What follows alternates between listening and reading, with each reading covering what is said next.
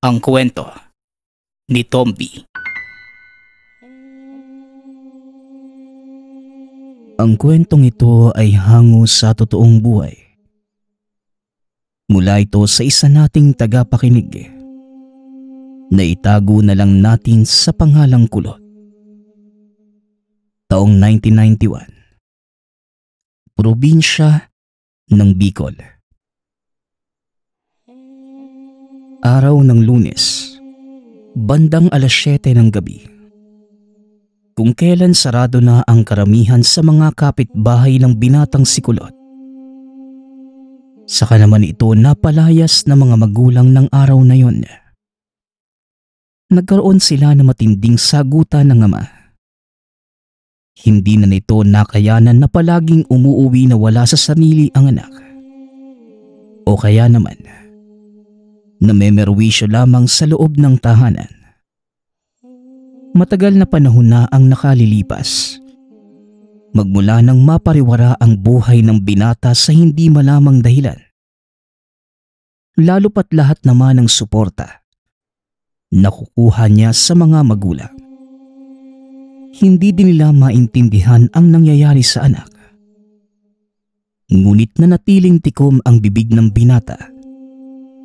Dahil lumaki itong malayo ang loob sa mga magulang. Tanging sa mga kabarkada lamang na ilalahad ang totoong saloobin. Lalo na sa matalik na kaibigang si Bibo. Simula pagkabata, ito na ang kasama ni Kulot kaya halos kapatid na din ang turingan ng dalawa. Kaya naman ng gabing napalayas ng mga magulang. Walang ibang napuntahan ang binata kundi ang kaibigang si Bibo. Hindi man kilala ang binata. Naging bukas naman sa pagpapatuloy kay Kulot. Ang kasama lamang ni Bibo sa tahanan ay ang ama at si Lola Karing. Hindi naman abala ang trato ng mga ito sa binata. Lalo pat nakakaangat rin sa buhay sina Bibo. Wala namang problema kay Kulot ang mga unang araw na paninirahan sa lugar. Naitanong naman ng ama ni Bibo kung ano ang nangyari kay Kulot. Ngunit itinago niya ang katotohanan. Sinabing kaya siya umalis ng tahanan dahil sa pisikal siyang sinasaktan ng ama at dahil wala sa sariling tahanan. Kahit papano umiiwas muna si Kulot na lumabas at gumala. Sa tubing niyayaya ito ni Bibo, kusa namang tumatanggi si Kulot. Lalo pat wala nang iba pa siyang matutuluyan kung sakaling muling mapaalis sa bagong tinitirhan. Tuwing hapon naman, sumasama ito kay Lola Karing sa pagpapakain ng mga manok. Napakadami ng alaga ng matanda na ikinatuwa ni Kulot. Lalo pat mahilig din ito sa mga manok. Nasa katapat lang naman ng bakurang pinagtatambayan ng pamilya ni Bibo ang kulungan. Ngunit ayon kay Kulot, tuwing gabi na tumatambay doon, hindi niya halos makita ang mga alaga dahil karamihan sa mga ito kulay itim. Hanggang sa isang araw, naiwang mag-isa sa tahanan si Kulot. Lumuwas ang buong pamilya ni Bibo ng probinsya para dumalo sa burol ng tiyuhin. Hindi na iba pa sa mga ito si Kulot. Kaya ipinagkatiwala muna nila ang tahanan sa binata. Lalo pat halos 4 na araw din silang mawawala. Maayos namang iniwan ng pamilya si Kulot. Lalo pat puno rin ang kusina ng mga pwedeng mailuto. Mahigpit namang ibinili ni Lola Karing na wag basta iwanan ang tahanan. Kaya hindi rin naman umalis si Kulot. Ayon sa binata, kakaiba ang bawat salita ng matanda.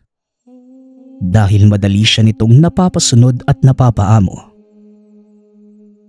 Sa katunayan, sa ilang linggo pa lamang na pananatili kina Bibo, unti-unti na nitong nabago ang binata.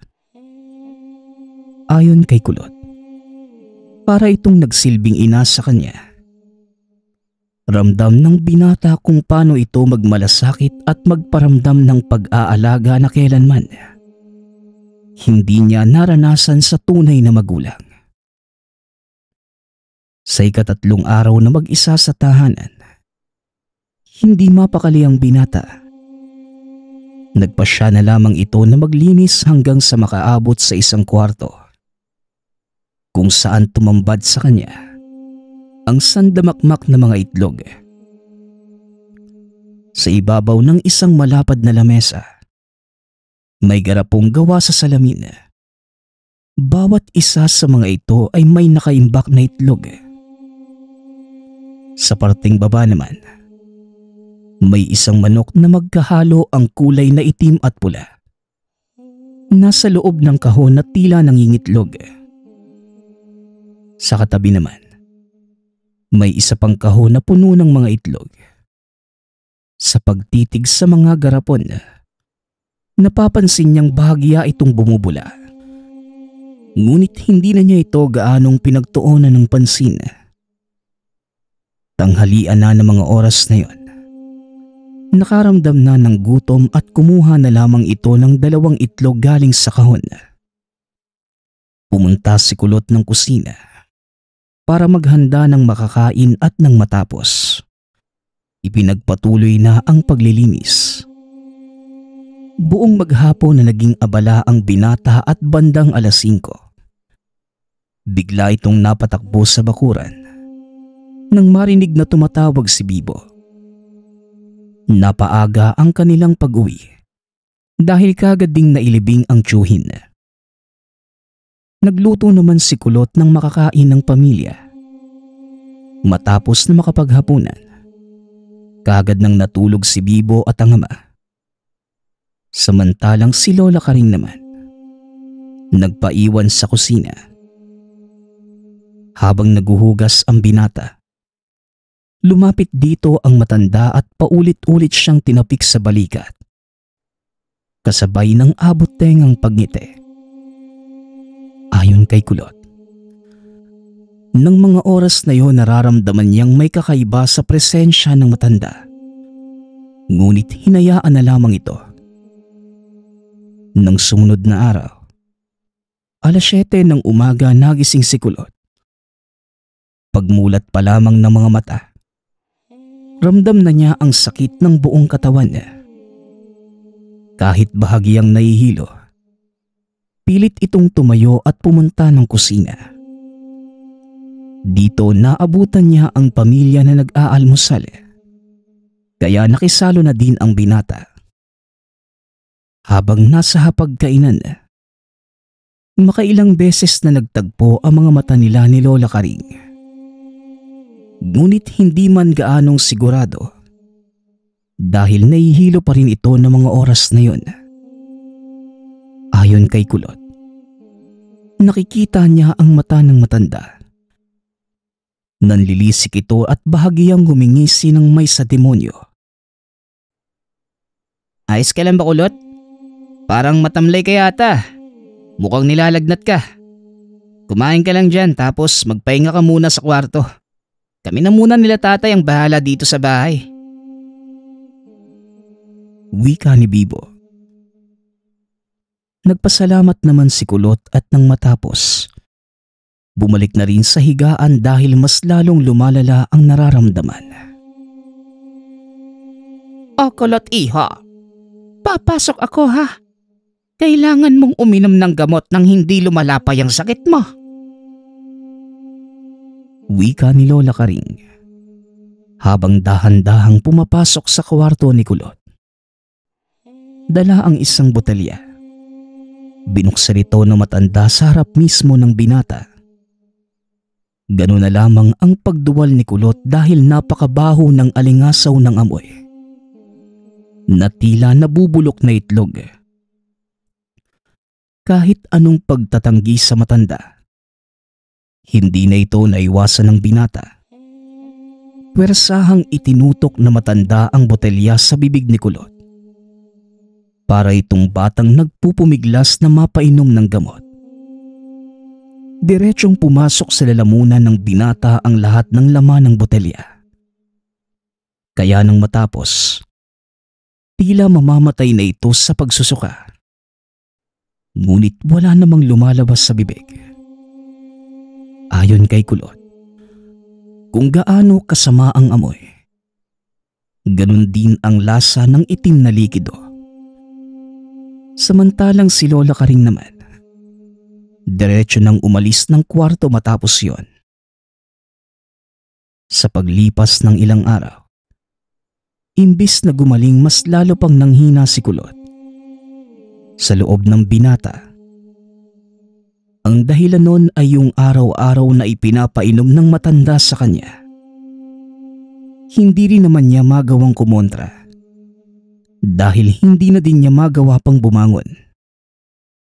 Ganun na lamang din ang lungkot na naramdaman ni Kulot dahil magmula ng magkasakit, hindi man lamang ito dinalaw ng kaibigan. Tanging si Lola Karing lamang ang pabalik-balik sa kanyang silid. Isang gabi, magmula sa kinahihigaan, natanaw ni Kulot ang bilog na buwan. Nang mga oras na yon, nakakapagtakang napakalakas ng pakiramdam niya. Gayong noong nakaraang araw, halos hindi na makayanan pang makabangon. Dahil napakatahimik ng kapaligiran at batid na tulog na ang mga kasama. Dahan-dahan itong lumabas sa bintana para tumakas. Wala na itong ibang naiisip kundi bumalik sa tahanan.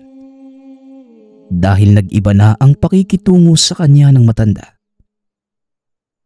Samantala, kung kailan isang kabig na lamang ng pinto ng bakuran para makalabas, bigla itong hinila ng matanda.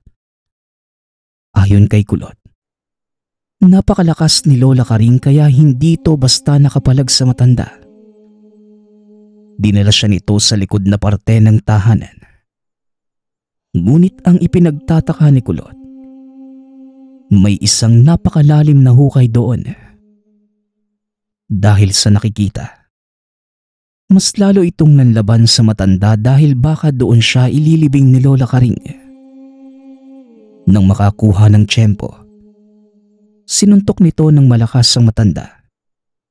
At sa napakabilis na paraan, tinakbo ang daan pauwi.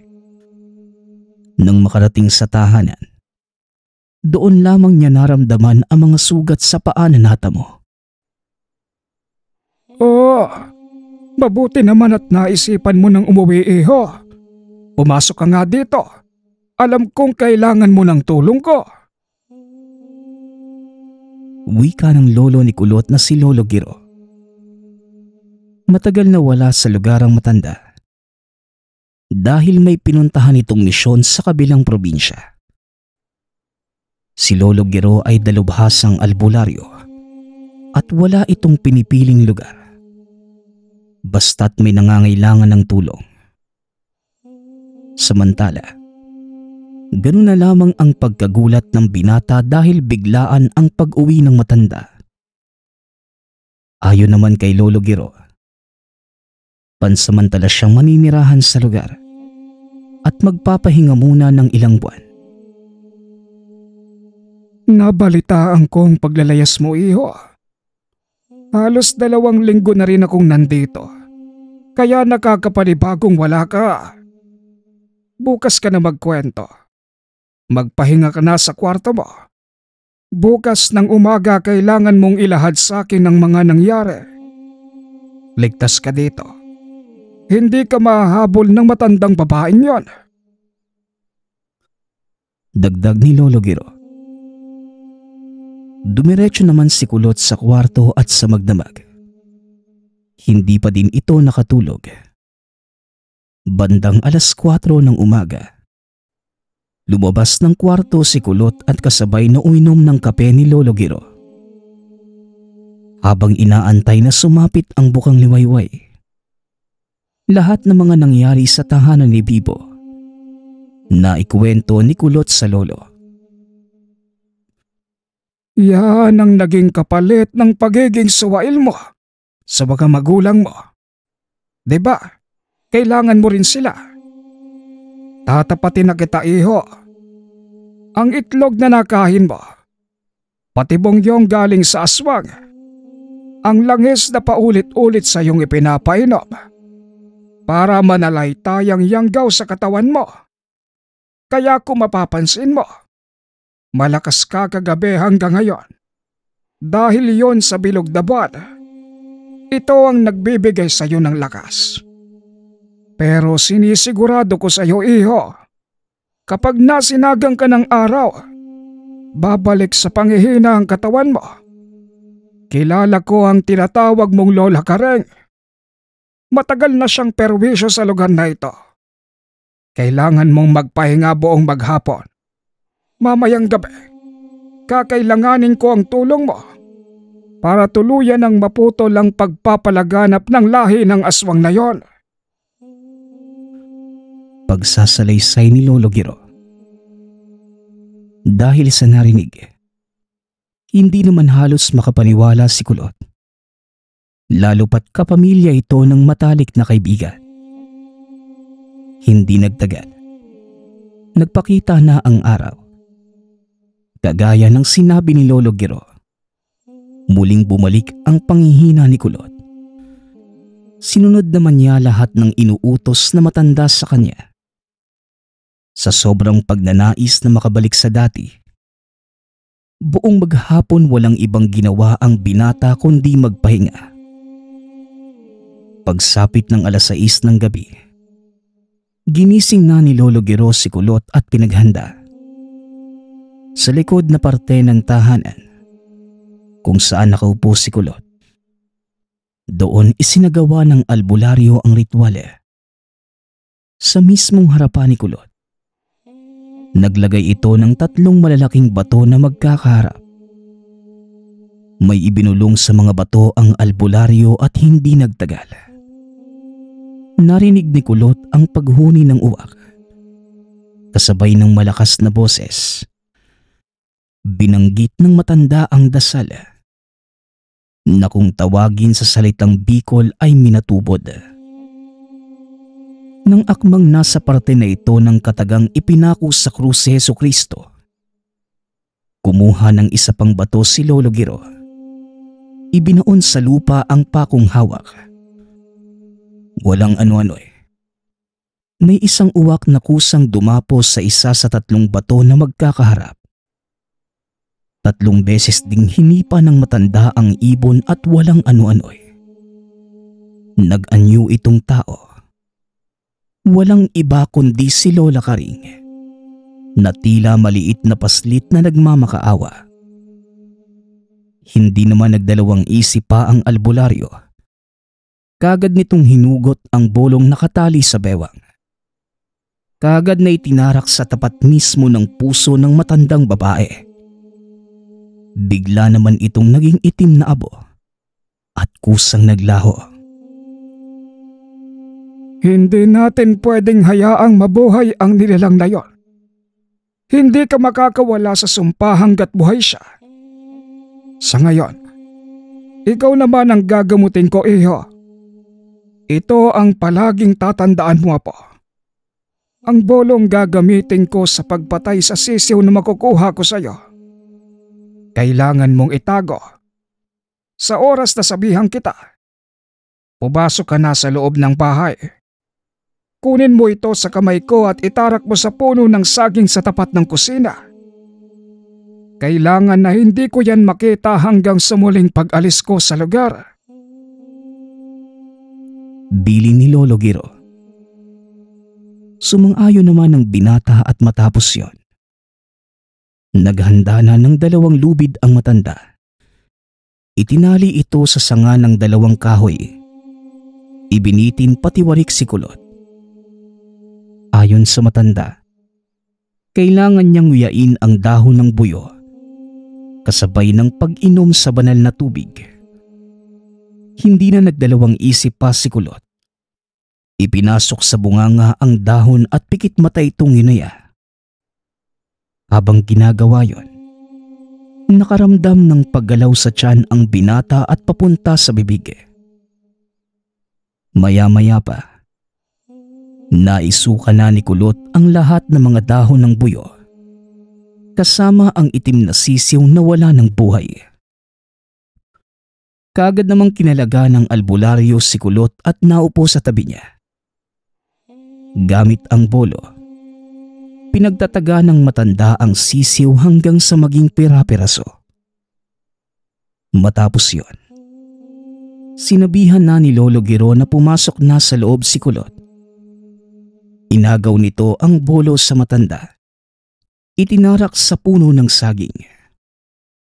Nang matapos, itinago ito ng binata sa likod ng napakalaking aparador. Dumiretso na ng silid.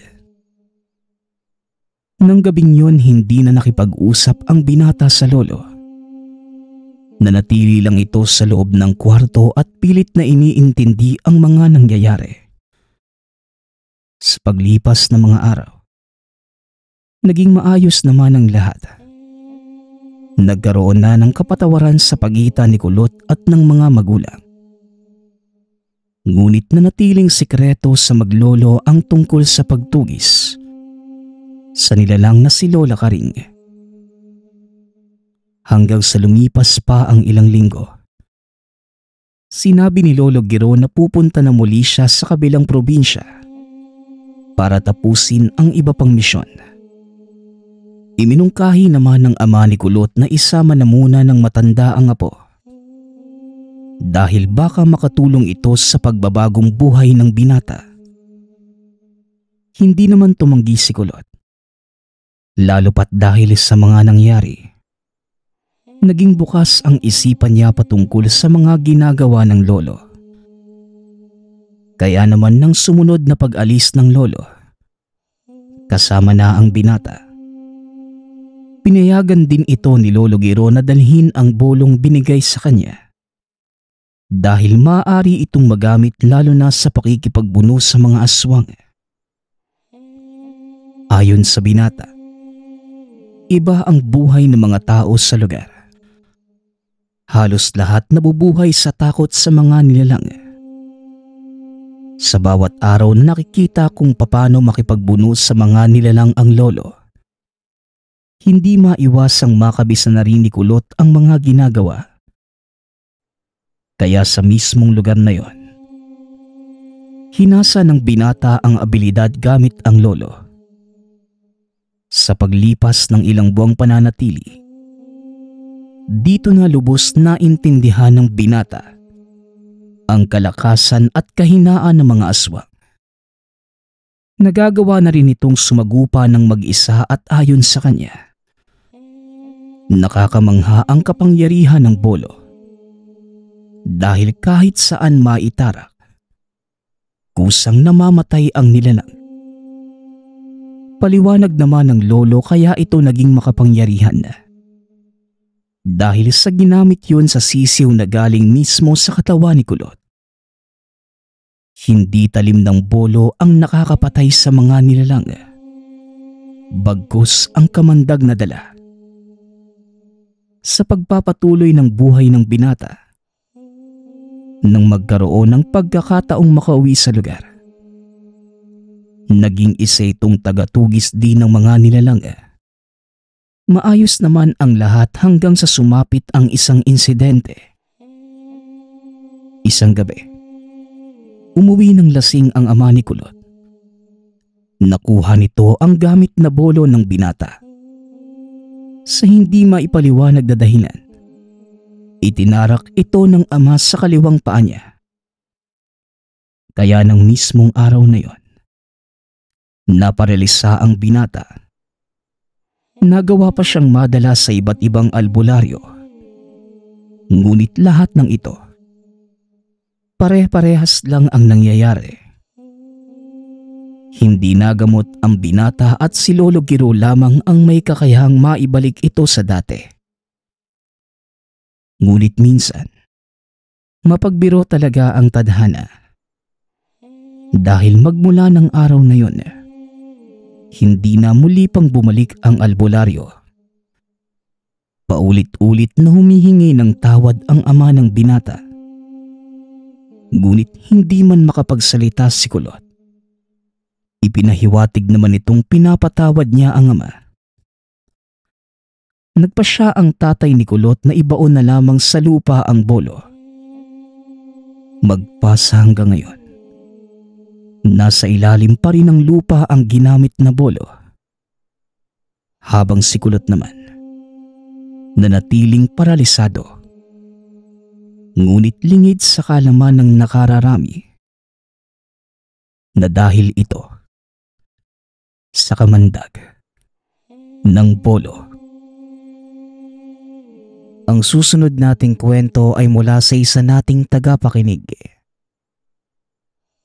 Naitago na lang natin sa pangalang Delo. Taong 1983. Probinsya ng Iloilo. Bata pa lamang, nakaugalian na ng binatang si Delo na uminom ng alak kasama ang mga kaibigan sa lugar. Bukod dito, madalas ding nasa sabungan ang binata kasama naman ang tiyuhin. Isang araw, bandang 8:00 ng umaga, dahil magdamag ng umiinom, nakatulog habang nakaupo sa kanto si Delo.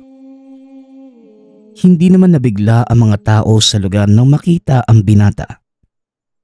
Dahil hindi naman yun bago sa kanila. Dahil sa sobrang lasinggero ng binata, nakasanayan na nito na matulog kung saan-saan. Oy Delo, mamaya babalikan kita dito ha. Dadalo tayo sa pasabong ni Mayor. Marami daw dayong mga taga-ibang lugar eh. Balita ko, magaling ang mga manok na dadalhin. Ipusta na natin tong natitira ko pang pera. Sigurado naman akong hindi tayo matatalo. Diyan ka lang Delo ha. Babalikan kita mamaya. Wika ni Tiyo Paeng. Ito ang pinakamalapit na tiyuhin ni Delo. Palaging kasama, lalo na pagdating sa mga kalokohan. Ngunit kahit kilalang lasinggero at sabungero sa lugar, hindi naman ito masamang tao at ni minsan, hindi naman siya nakapanakit o basag ulo. Dahil sa pagiging mabuting tao, kaya marami itong kabarkada sa lugar. Kilala si Delo, maaasahan at mapagkakatiwala ang tao. Kaya naman kahit ano pang oras o saang lugar mapunta, tiyak na may kakilala at tutulong sa binata. Samantala nang matapos magsalita si Tiyo Paeng, tumango lamang ang binata at bumalik sa pagtulog. Lumipas pa ang ilang oras. Pagsapit ng 12:00 ng tanghali, muling bumalik si Tiyo Paeng. Naabutan naman ng tiyuhin si Delo na maayos na ang kalagayan ng mga oras na yon. Ngunit napailing na lamang nang makita na meron na naman itong dalang bote ng alak. Niyaya ni Tiyo Paeng ang pamangkin habang naglalakad papunta sa sabungan. Patuloy lamang sa pag-inom ang binata. Nang makarating sa mismong sabungan, naupo ang dalawa sa likod na bahagi at maiging nagmasid si Tiyo Paeng. Sa mga nagdadatingang maimpluwensyang tao, dala ang sari-sariling mga manok. Namangha naman ang tiyuhin dahil lahat ng nakikitang panabong, siguradong may ibubuga sa labanan. Samantalang si Delo naman, walang pakialam sa mga nangyayari. Nakaupo ito katabi ng tiyuhin at nagsisimula ng humilik. Ay naku, talagang bata ka, oo. Hindi ka pa nga nakakabangon sa pagkalasing kagabi. Uminom ka na naman. O sige, matulog ka na lang dyan. Kikilatesin ko muna ng maigi ang pupustahan natin. Diyos ko po, gabayan niyo po sana kami. Naway maging swerte ang araw na ito. Wika ni Tiyo Paeng. Hindi nagtagal nagumpisa na ang sabong. Bago pa pumili ng manok na pupustahan, tinatanong muna ni Tiyo Paeng ang katabing lasing. Kahit nakapikit, malinaw pa ding sinasabi ng binata ang dapat pustahan. Kung sino man ang banggitin ni Delo, walang mintis na nananalo si Tiyo Paeng. Sa ganitong paraan palaging pumupusta sa sabungan ang tiyuhin. Sa ilang taong ginagawa yon, 100% na palaging tama ang sinasabi ni Delo. Ngunit ang pagkapanalo ng sunod-sunod ay limitado lamang. Dahil sa oras na hindi na magsalita si Delo, nawawala na din ang swerte ng tiyuhin. Paminsan binibiro pa nito si Delo na baka may nakatagong mutya o anting-anting ang binata dahil sa dalang swerte. Tumugon naman ang binata na wala. Talagang malakas lamang siya sa tsamba. Nang araw na yon, dahil sa dami ng magkalabang manok, matapos ang ilang beses na panalo, noong hindi na tumutugon pa ang binata, tumigil na din sa pagpusta si Tiyo Paeng. Dati nasubukan na niyang ipagpatuloy pa ng walang tulong ng binata. Kaya lahat ng naipanalo ay napunta lang din sa wala. Nagpatuloy na lang siya sa panunood at triple na ang pera sa bulsa. Nang magising naman si Delo, sumasabay na ito sa hiyawan tuwing may nananalong mga manok. Bandang 4:00 ng hapon, dahil nanonood na lamang at hindi na pumupusta pa, nagyaya nang umuwi si Delo. Umalis na ang dalawa sa sabungan at habang naglalakad, hindi na iwasan ng magtiyuhi na pag-usapan ang kapitbahay ng binatang si Dado. Hindi ko nga rin po alam, Tiyo, kung bakit mainit ang ulo sa akin ng dadong yun eh. Nung isang araw nga po, balak na naman akong saksakin sa likod. Buti nga nakailag ako eh. Hayaan na nga po natin yun. Ayos lang po hanggat hindi naman ako nasasaktan. Wika ni Delo. Si Dado ay halos kasing edad lamang ni Delo. Ang tahanan nito ay kaharap lamang ng mismong bahay niya. Kaya napaka-imposibleng hindi magtagpo ang dalawa. Dati pa malaki ang galit ni Dado kay Delo. Ngunit hindi naman niya malaman ang totoong dahilan. Lalo pat ni minsan hindi naman ito nasaktan o nakasagutan. Ayon kay Delo, puro kabutihan ang pinapakita niya kay Dado. Ngunit kabaliktaran naman ang ugali nito sa kanya. Sa ganitong mga tao, bagamat minsan nakakaramdam na din ng galit si Delo, mas pinipili pa rin niyang pahabain ang pasensya. Labis ang ginagawang pag-iingat ni Delo na walang makagalit dahil naipangako niya ito sa Panginoon. Samantala, pag-iingat na lamang ang tanging naipayo ni Tiyo Paeng dahil hindi naman niya kilala si Dado. Maya-maya pa, naghiwalay na ng landas ang dalawa. Dumiretso na sa sariling tahanan si Delo habang si Tiyo Paeng naman lumiko na ng kanto. Mag-isang naninirahan si Delo at ang sumasalubong lamang sa kanya pag-uwi ay mga alagang aso at pusa. Matagal na panahon na ang nakalilipas magmula ng maulila sa mga magulang. Noong nabubuhay pa ang ama, hindi naman pala inom ang binata bagkus. Madalas itong nasa gubat para tulungan ang ama sa paghahanap ng mga tuyong kahoy. Isa sa kinabubuhay nila dati ang pagtitinda ng mga panggatong na kung tawagin ay raha. Magmula nang mapag-isa na lamang sa buhay, halos lahat ng oras niya ay nilaan na lamang sa pakikipagbarkada. Samantala, pagkapasok ng tahanan, isinara na nito ang pinto at mga bintana. Nang masiguradong wala ng siwang na nakabukas, hinubad na nito ang pang-itaas na damit. Dahan-dahang tinanggal ang nakapulupot sa bewang na pulang tela Sa loob naman ito ay may isang maliit na bagay na gawa sa pilak at nakahulma ang mag-asawang duwende. Maingat itong tinanggal ni Delo para hindi mahulog sa sahig. Ang bagay na yon ang nagsisilbing anting-anting ng binata dahil ang mag-asawang duwende merong kakayahang akitin ang swerte sa sugal. Kagaya ng sabong, mga larong baraha, bingo, sakla at marami pang iba. May angkin din na pang-akit sa negosyo at maaaring humiling sa mga gustong mangyari sa buhay. Ito ay pinamana sa kanya ng ama bago nawala ng buhay. Ayon pa kay Delo, sa ilang taong kasama ang bagay na yon, natutunan niyang mas lumalakas ang bisa ng anting-anting tuwing naglalasing.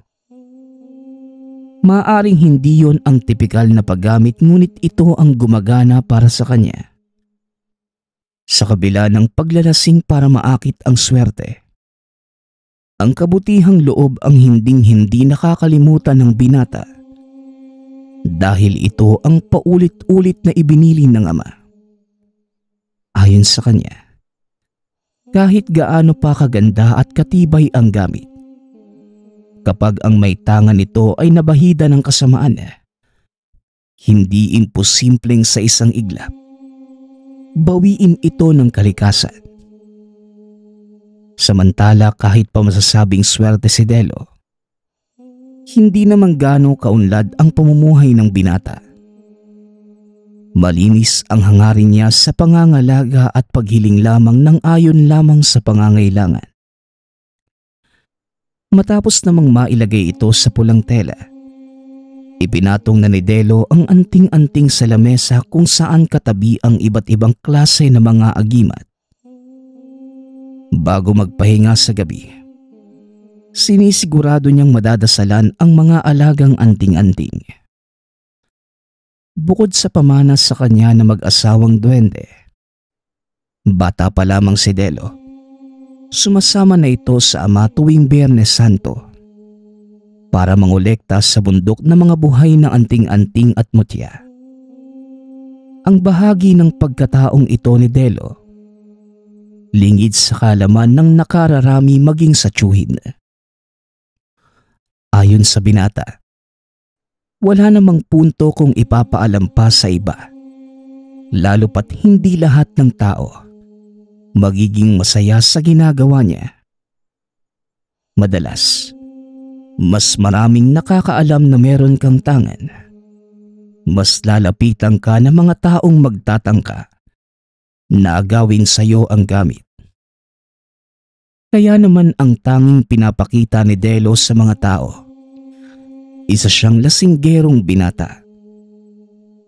Mas mabuti na yon kaysa naman malagay sa panganib ang buhay sa oras na malaman ng iba na isa siyang antingero. Sa ganitong paraan umiikot ang buhay ng binata. Pakikipag-inuman, barkada, sabong at pangungolekta ng mga anting-anting. Isang araw 5:00 pa lamang ng umaga, nagising na si Delo. Araw ng Biyernes Santo na mga panahong yun. Para sa mga antingerong kagaya niya, ito ay pagkakataon para muling makahanap ng mga anting-anting sa kagubatan. Kaya naman maaga pa lamang lumabas na ng tahanan para ikondisyon ng katawan. Isa na sa ginagawa nitong paghahanda ang pagtakbo ng 5 kilometro pagkagising. Bihira lamang itong gawin ni Delo, kaya halos lahat ng kapitbahay na madaanan napapakunot ang noo. Hindi naman pinansin pa ng binata ang mga kaibigan na nagyayaya sa kanyang uminom. Pinagbabawalan niya ang sariling uminom tuwing araw ng Biyernes Santo. Samantala nang matapos naman sa pagtakbo, diretso nang naliligo matapos na makapagpahinga. Buong maghapon na abala si Delo sa pagdarasal at pagkausap sa mga anting-anting. Nadadalhin niya sa pag-akyat sa bundok. Bandang 7:00 ng gabi, naghanda na ang binata. Lahat ng malalakas at kailangang anting-anting inilagay niya yon sa katawan. Ang iba naman ay ginawang palawit sa loob ng damit, sa paanan, maging sa iba pang bahagi ng katawan. Ito naman ang ginagawa ni Delo tuwing gabi ng Biyernes Santo. Naghahanda ang binata dahil malakas ang mga nilalang at elemento sa araw na yon. Ayon pa kay Delo, tanging ang mga pangkalikasang nilalang lamang ang kaagaw at kalaban sa paghahanap ng mga tangan. Kaya naman, nang mag-umpisa ng maglakad ang binata paakyat ng bundok, hanggat maaari, iniiwasan niya ang mga madadaanang kapitbahay. Dahil baka magtanong pa ito sa kanya kung saang sulok na dumaan si Delo para walang makahalata, hanggang sa naging matagumpay siyang nakarating sa paanan ng bundok. Hindi naman kagad nakakita ng mga tangan ang binata. Kailangan pa niyang mag-antay ng 12:00 ng gabi. Doon lamang mararamdaman kung nasan ang mga mutya sa lugar. Naglakad na lang muna ang binata at naghanap ng parte ng bundok na maaaring pagpakitaan ng mga mutya. Sa paglilibot, hindi man sigurado ngunit nakarinig siya ng yapak ng tao. Tila sumusunod sa kanya, kaya nagmadali nang maglakad ang binata para mailigaw ito. Ngunit napaisip ang binata na baka paraan lamang iyon ng mga nilalang para mawala ang atensyon sa paghahanap ng mga mutya. Nang akmang nakatago na ang binata sa malaking puno ng akasya, hinanap niya kung saan nanggagaling ang tunog ng mga yapak. Ganun na lamang ang pagkabigla ni Delo nang makita ang kapitbahay na si Dado na may dalang bote na may lamang alak, habang may hawak namang baril sa kabilang kamay. Maya-maya pa, tinawag ni Dado ang pangalan ni Delo. Pinapalabas nito ang binata sa pinagtataguan. Ngunit ang pag-iingay ay pinagbabawal na mga oras na yon dahil nabubulabog ang kalikasan. Gawa ng ayaw makaperwisyo ng iba, nagpakita na ito kay Dado para matigil na sa pagsigaw. Kung ano-anong mabibigat na salita ang lumalabas sa bibig ni Dado at maya-maya pa, walang pag-aatubiling itinutok sa dibdib ni Delo ang baril, kasabay ng pagkalabit. Inaasahan ni Dado na mamamatay ang binata, ngunit nagkamali siya dahil protektado si Delo ng mga anting-anting. Hanggang sa napansin ni Dado na bumalik lamang sa kanya ang bala ng pinaputok na baril. Hindi malaman ni Delo ang gagawin. Kahit pa pinagtangkaan siya nitong patayin, nagawa pa rin niyang pakitaan ng malasakit si Dado. Nilapitan niya ang nakahandusay na binata at tinangkapang gamutin. Ngunit sa puntong yon, hindi gumagana ang hawak ng mga gamit. Doon lamang naalala ni Delo na sa mga oras na yon, walang kakayahan ang mga itong makatulong sa ibang tao. Bagkus kung sino lamang ang nagtatangan, siya lamang din ang kayang protektahan ng gamit. Dahil dito, kahit gustuhin pa ni Delong tulungan si Dado, wala nang nagawa pa ang binata. Binuhat na lamang niya ito at dinala sa mataong lugar. Bago pa bumalik sa bundok, sinigurado muna ni Delo na merong nakakita kay Dado. Hanggang sa may mag-amang naglalakad na nakakita kay Dado. Matapos yon, muli nang bumalik si Delo sa bundok at pinagpatuloy ang paghanap ng bagong anting-anting. Buong magdamag na nanatili sa kagubatan ang binata. Hindi naman siya nahirapan sa pagkuha dahil ilang taon na itong ginagawa ni Delo. Samantala, nung sumunod namang araw pumutok ang balita. Kritikal ang lagay ni Dado sa ospital. Kaagad namang pumunta si Tio Paeng sa tahanan ni Delo para magtanong sa nangyari kay Dado. Ngunit nagpatay mali siya na lamang ang binata.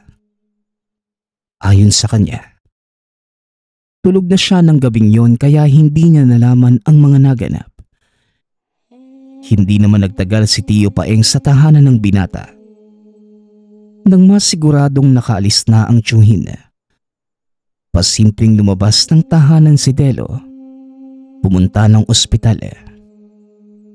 Ayon sa kanya, inuusig siya ng konsensya na hindi matulungan si Dado. Maswerte naman dahil nang mahanap ni Delo ang kwarto ni Dado, wala namang nagbabantay. Sinamantala ng binata ang pagkakataong mapagaling si Dado. Wala pang ilang minuto, umilom na ang sugat nito kung saan nakabaon ang bala. Nang matapos nagpakawala si Delo ng orasyon para hindi siya muli pang makilala ni Dado.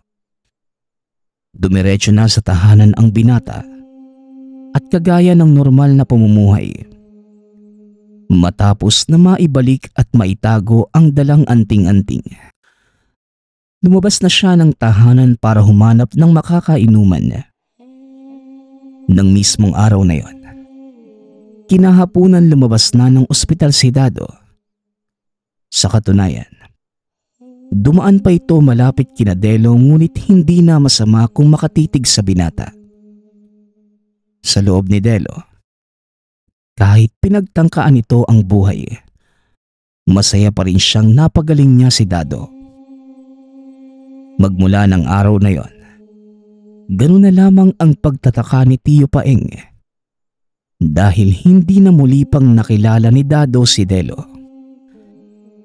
Nagbiro na lamang ang binata na baka sa utak ito natamaan ng bala, kaya bigla na lang nakalimot. Nagpaimbestiga na rin ang pamilya ni Dado ngunit napag-alaman ng mga otoridad na galing din sa sariling bala ng baril ang tumama sa kanya. Kaya nagkaroon ng haka-hakang pinagtangkaan itong magpakamatay. Samantala, maging si Dado mismo, hindi na maalala pa ang mga nangyari. Napangiti na lamang si Delo dahil kahit kailan hindi pa rin nadiskubre ng iba ang tinatagong lihim. Sa paglipas pa ng panahon, hindi man humingi ng tawad, ngunit sa puso ni Delo napatawad na niya si Dado. Nagpatuloy pa din siya sa pagkolekta ng mga anting-anting at pagtago ng lahat sa pamamagitan ng pag-inom ng alak. Palaisipan man kung ano nga ba talaga ang rason ng galit ni Dado sa kanya. Ngunit hindi na ito pinagtuunan pa ng pansin ng binata. Nagpapasalamat na lamang siya na naging maayos ang lahat. Magpasa hanggang ngayon, buhay at malakas pa rin si Delo at isa pa rin antingerong lasinggero. Nagpapasalamat nga pala ako sa lahat ng sumusuporta sa ating channel. Nawa ay patuloy niyong suportahan at pakinggan ang ating mga kwento. Hanggang sa muling pakikinig. Paalam.